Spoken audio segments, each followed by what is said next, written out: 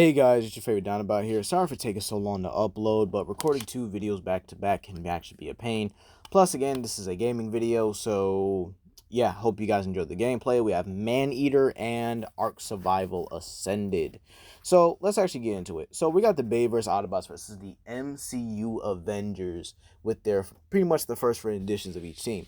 So we're going to be using the Canon BAYVERSE as well as the Titan magazines for basically the Bayverse team, as pretty much each one is a main participant in those comics, and we'll also be using the novelizations, which are part of the main Bayverse timeline. And as for Marvel, we'll be using the canon current timeline for the movies and stuff here. We'll also be going into the higher ends for both at the end of this video, like we always do.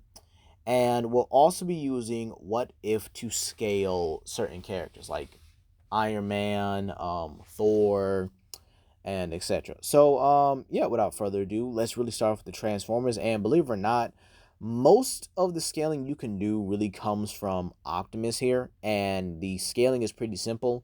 Solar System or Solar System Plus here, pretty easily for base.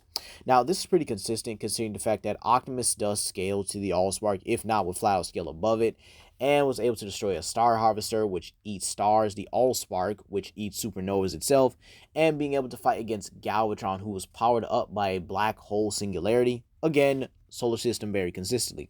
Now, characters that would actually scale to Optimus, believe it or not, are pretty prevalent with this first movie team here. They actually are some of the strongest Cybertronians, believe it or not.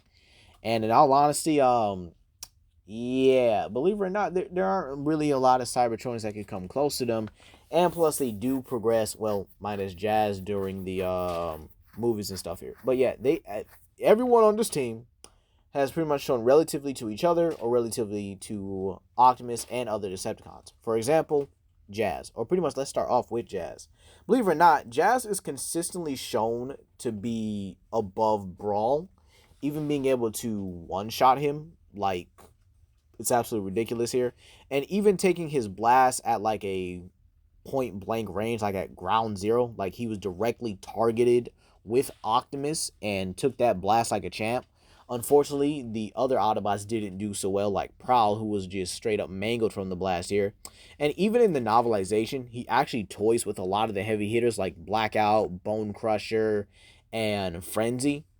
And keep in mind, Blackout and Bone Crusher are capable of fighting against Ironhide pretty well here. So, yeah. As for his weapons, we'll be giving him his Crescent Cannon and his sword here, which he was actually supposed to have in the movie as a melee weapon. He also was supposed to have like a bomb of some sorts, probably like a gravitational bomb or something, or a magnetic bomb, considering he is able to use a magnetic flow to actually attract or repel certain things, right? Now, next off, we do have Ironhide. Now, Ironhide, believe it or not, is consistently able to trade blows with Optimus and Allspark-powered Decepticons pretty easily, which, again, would put him around the Solar System range. So, yeah, Ironhide is pretty tough. Like, he was trading blows with a younger Optimus and actually, like, going blow for blow with him. And with Ironhide, we'll be giving him not only his cannons, but his heavy irons as well. Now, his cannons are his trademark cannons. They're able to create shock waves and stuff like that when he blasts them into the ground. However, his heavy irons are a bit different. His heavy irons are actually capable of bypassing the durability of much stronger Decepticons, such as Constructicons like Mixmaster. Basically, these cannons are meant to bypass armor in general. Keep in mind, they are made of mech tech, which is specifically designed to fight against Decepticons. And next off, we have Ratchet. Now, believe it or not, Ratchet is actually pretty underrated. As a matter of fact, he would actually be in the same levels as Ironhide consistently. Being able to fight against Decepticons that have been able to pretty much give Ironhide a hard time. And again, being able to fight against Bone Crusher, who is also able to fight against Ironhide. So, pretty consistent. Now, Bumblebee is pretty much honestly, is the like mascot of the Bayverse at this point here. I think it's pretty simple.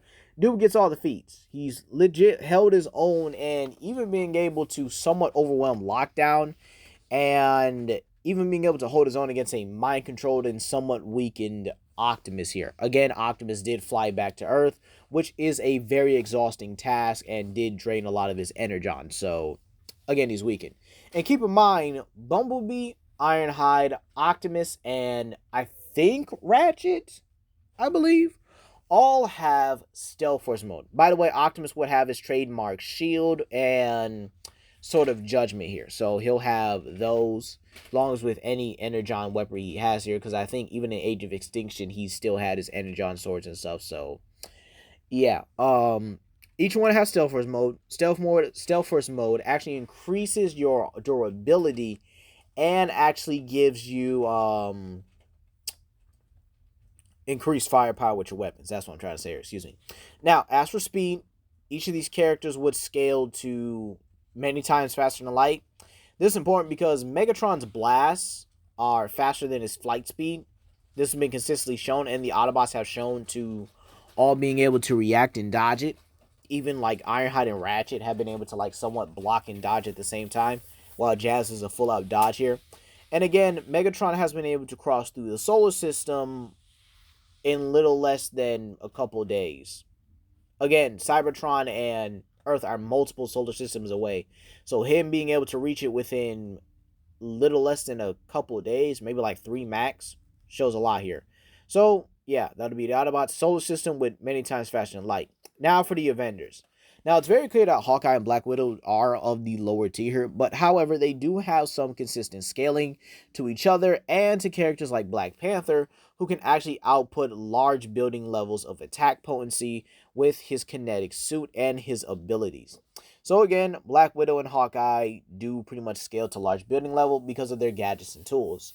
However, where we get into the heavy hitters, we have like worthy Captain America, who's actually able to go toe-to-toe with Thanos and has the power of Thor. Now, even if you want to say this is first movie Thor, that's still planetary, as Thor is able to basically defeat the Destroyer, which is powered by the Odin Force, which is a planet-shattering force. Iron Man in this one will have his, well, the last armor he used, which I think was the Mark 85 maybe, or the superior armor, I believe, or somewhat superior. But again, it was basically Bleeding Edge 2.0 here. Iron Man being able to not only block a Power Stone, which has been shown to ravage entire planets, but again, being able to draw blood from Thanos, who scales to the Infinity Stones, being able to literally hold the Power Stone, again, which can destroy planets pretty easily. And he is one of the top tiers in the MCU here, being able to fight against the Hulk. Speaking of the Hulk would actually be the second strongest member of the Avengers. Now again, I could argue Bleeding Edge or Infinity War Iron Man beating the Hulk here. But again, Hulk has Stagger Zerter, who's easily planetary, if not higher. Now, we then have Thor, who easily could get to star level, like Kite Casually. Like, took the full force of a star, restarted the rings of Nidavellir, which are bigger than a neutron star, withstood the Odin Force multiple times, in fact. So, yeah, I think star level is pretty consistent for Thor. Now, as for speed, they would scale to the Space Stone pretty easily, which is light speed itself. And again, in What If, Thor was actually pretty comparable and actually playing with Captain Marvel, who he had accidentally juiced up, and yet was still winning and reacting to her photon blasts, which are light speed. So in conclusion, most of these Avengers would actually be in the star tier, with the lower ones being large building level and easily faster than light, with the others being, I guess you could say, subsonic or supersonic, if you will. Now, it's no surprise that the Autobots would come out on top here. I mean, they would pretty much just decimate the Avengers with ease here. Now, if anyone does have, like, the standard BAYVERSE slander argument that the Cybertronians are weak to human weaponry, watch this clip. Fact is, you're looking at the source of the modern age. Microchip, lasers, spaceflight, cars, all reverse engineered by studying him. NVE-1. That's what we call it. And you didn't think the United States military might need to know that you're keeping...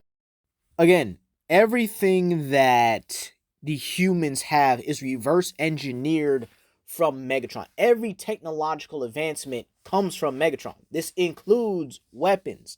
And again, we all should know what reverse engineering means, but for those of you who don't, you gotta look it up for yourself, or here's the definition right in front of you. Now, this is important for multiple reasons because of what Megatron is made out of. Megatron's armor is a self-regenerating dark matter, or is self-regenerating dark matter, and his core is made out of that as well. So again, they're using Cybertronian alloy and Cybertronian components to actually beat them. But I know what you guys are really here for. You're here for the higher ends. And in all honesty, the only ones with the higher ends would actually be Optimus and Thor. Now again, we could pretty much say that everyone scales right back to the original, but I mean, it's not really consistent when we get to the higher ends here. These are both the strongest members of the verse. Yes, I said Thor's the strongest and one in the MCU. Y'all want to stand can cry about it. Now, who actually wins at their higher ends? Well, let's actually just look at them. Now, first off, Thor would not scale to Infinite Ultron, or What If Ultron. That's just because Party Thor was pretty much carried by Demon Doctor Strange. So yeah, I doubt Thor would be able to actually significantly harm Infinite Ultron. And I would definitely consider Infinite Ultron one of the strongest beings in the verse here. Now I could probably argue Thor beating him high difficulty, but I'm not sure. But Thor would scale to the Infinity Stone still, and even scaling above things like the Unimind, which would give him universal attack potency, as easily Celestials who use the Unimind are able to... the Unimind is meant to suppress Celestials who are able to create universes. There's also the sheer fact you can easily scale him again to the stones like Doctor Strange, who's able to use against Dormammu, and Dormammu is able to consume entire universes and stuff like that. Again, I don't think Thor would scale to Dormammu fully. We got to see more. Now, as for Optimus, he would scale to the Fallen. If not, would have likely surpassed the Fallen at full power. Legendary, what do you mean at full power? Well, it's pretty simple. The Fallen wasn't at full power when Optimus fought him, okay? And if he was at full power, he would actually be able to erase all of creation. Now, you might say, Legendary, why do you think the Optimus would have surpassed the Fallen? Well, for starters, Optimus gaining the Matrix in a much weaker state would basically bring him back up to around base levels when adding Jetfire's weaponry to him. And then there's also the fact that Optimus continuously got stronger, or at least got another boost on top of him when he got the Sword of Judgment, augmenting him and making him stronger. Now, when it comes down to where you want to scale this here, and I think you saw the feats earlier, but I'm gonna just say it right here. I think I am a little bit ahead of myself, so I am sorry, or I'm a little bit behind myself, whichever one it is. But yeah, this could go a plethora of ways, because again, if you guys watch my Transformers Cosmology video, unmaking creation relates to their universal stream, which again is a multiverse. So they would be able to unmake the 17 to 22 spatial brand dimensionality of their respective multiverse. This means that Optimus should be able to defeat a full power Fallen high difficulty. Alright? So that means Optimus would be able to not only go toe to toe with the Fallen, who could literally destroy his entire multiverse. Now, even if you want to lowball this, this is still much higher than MCU Thor's level of Universal. Even if you want to say it's just Universal, again, it's a 17th dimensional universe, if you will. So in all honesty, I think it's pretty simple here that the Avengers just don't have it against the Autobots. And again, you might say, well, can Iron Man hack him? You would have to really make the argument that Iron Man understands Cybertronian technology when it took humans years, and then they started to reverse engineer it once they understood it. So you would really have to argue Iron Man understanding Cybertronian physiology, which he doesn't. But anyway, that's going to be all for today. I would definitely say the Autobots take this mid to high difficulty because of Thor. But again, if you argue the higher ends, they actually get these done low to possibly even a negative difficulty. Anyway, that's going to be all for today. Please comment down below, like and subscribe and share with your friends. This is Legendary Grimlock, and y'all have a blessed day. Peace.